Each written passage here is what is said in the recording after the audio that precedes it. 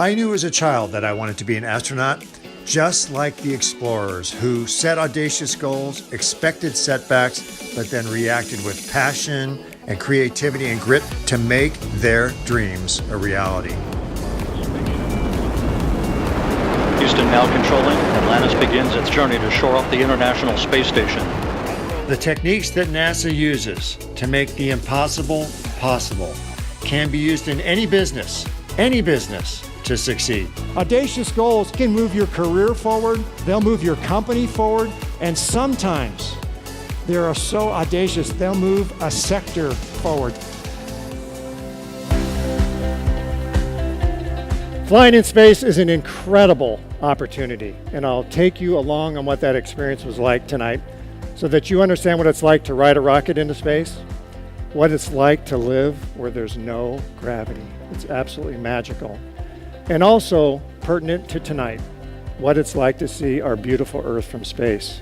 So today I'll share with you kind of the explorer's mindset that I had and the practices that they used to make this moment happen. And I do that because the environment that we faced up there and its basic core attributes, unpredictable, complicated, fast-paced, dynamic, those are the exact same attributes as you face in today's business world.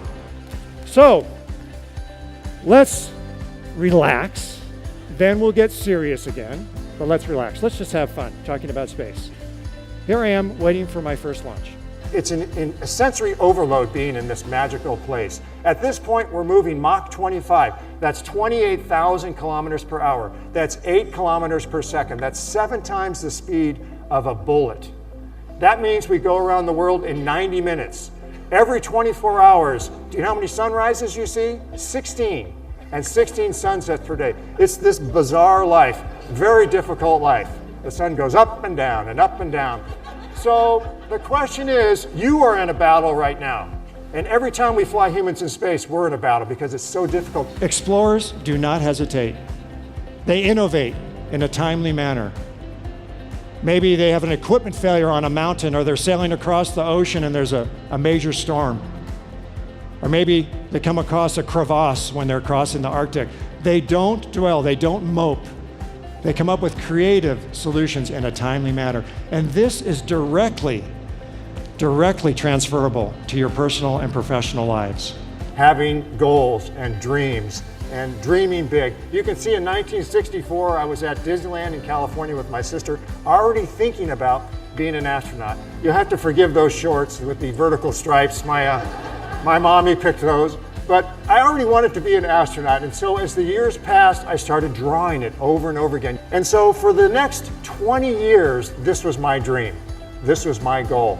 And I did everything I could to prepare my application that I would eventually send to NASA.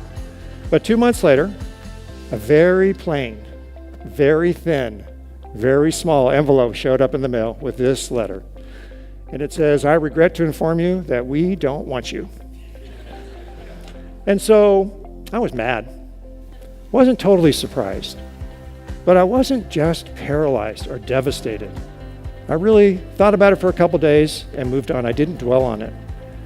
And so in hindsight, not at the time, but in hindsight, I realized that in wanting to be this explorer, I was already adapting some of the techniques they use. Whenever you have these setbacks in life, on this pathway in life up to your dream to climb this mountain, you have to decide what to do when you fall down.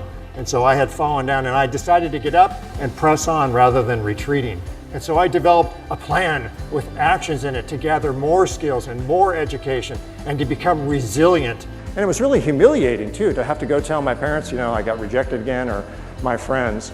But I never let go of the dream.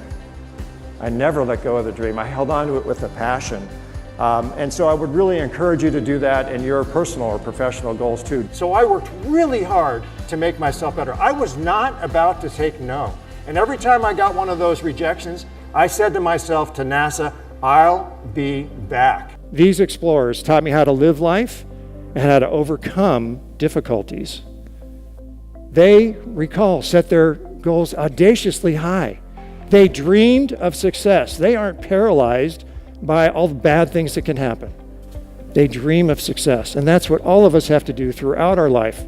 when we try challenging things. They pursue their goals with passion and perseverance and resilience over long periods of time. It's the magic fuel. What is that? It's grit. In the digital era, in this era where we're working in distant places, you have to come up with new ways to do that. Call your teammates more often, and don't just start the conversation off with business things. Ask them, how's your family doing? Where are you traveling to this year? What did you do last weekend? Get to know your teammates. I said, what high school did you go to? He goes, Leland. I go, I went to Leland. And he says to me, isn't it so cool that the San Francisco 49er football team has a graduate from our school, Craig Jones? I go, that is so cool. That is cool. And he goes, I think we had an astronaut too, but I can't remember his name. When we're working together, being so close to your teammates creates efficiency when things are good. And when things are really bad, it makes you resilient. And that's where we have really benefited from this camaraderie. And the testament to how extreme our teams are is that it's widely considered that NASA's greatest achievement is the Apollo 13 flight where we saved the crew.